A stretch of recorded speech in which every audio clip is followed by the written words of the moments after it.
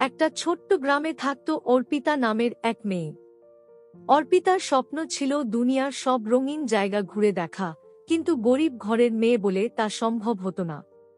একদিন হঠাৎই গ্রামের হাটে সে দেখতে পেল এক বৃদ্ধ লোককে। বৃদ্ধের হাতে ছিল একটি পুরনো ছাতা। ছাতাটা যেন অদ্ভুত আলো ছড়াচ্ছিল।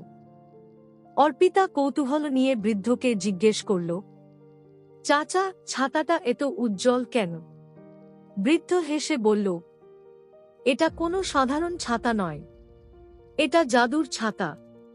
তবে কেবল সৎ হৃদয়ের মানুষই এর আসল শক্তি ব্যবহার করতে পারে। অর্পিতা অবাক হল। বৃদ্ধ ছাতাটা তার হাতে দিয়ে বলল, তুমি ভালো মেয়ে, এটা তোমার প্রাপ্য। অর্পিতা ছাতাটা মাথার উপরে ধরতেই আশ্চর্য কাণ্ড ঘটল। চোখের সামনে গ্রাম, মাঠ সব মিলিয়ে গেল। সে এক ঝলকে পৌঁছে গেল সমুদ্রের ধারে। ঢেউ খেলছে, বাতাস বইছে, অর্পিতা আনন্দে ভরে গেল। আবার ছাতাটা ঘোরাতেই সে চলে গেল পাহাড়ের চূড়ায়, যেখানে বরফ ঝরে পড়ছে। কয়েকদিন পর গ্রামের মানুষ দেখল অর্পিতা বদলে গেছে। তার মুখে সব সময় খুশি, চোখে ঝিলিক। সে যখনই ছাতা ব্যবহার করত, নতুন নতুন জায়গায় ঘুরে আসত। কিন্তু শুধু নিজের জন্য নয়, গ্রামের মানুষদেরও খুশি দেওয়ার চেষ্টা করত। কেউ অসুখে ভুগলে ছাতা ঘুরিয়ে তাকে নিয়ে যেত এমন বাগানে, যেখানে গাছপালা থেকে ঝরত ঔষধি ফুল। কেউ দুঃখী হলে ছাতা খুলে নিয়ে যেত রঙিন মেলায়, যেখানে হাসি আর গান ভরে থাকত। গ্রামের সবাই বুঝল, অর্পিতার কাছে শুধু ছাতা নয়, সুখের চাবিকাঠি এসেছে। কিন্তু অর্পিতা কখনো অহংকার করল না।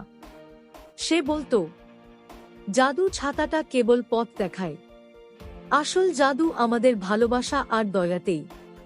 ধীরে ধীরে গ্রামটা বদলে গেল। সবাই মিলেমিশে থাকত, ঝগড়া হতো না। যেন ছাতার জাদু গ্রাম জুড়েই ছড়িয়ে পড়েছিল। একদিন সেই বৃদ্ধ আবার এলেন।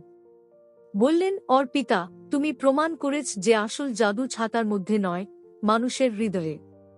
এখন এই ছাতার দরকার আর নেই। কথাটা শুনে ছাতাটা মিলিয়ে গেল।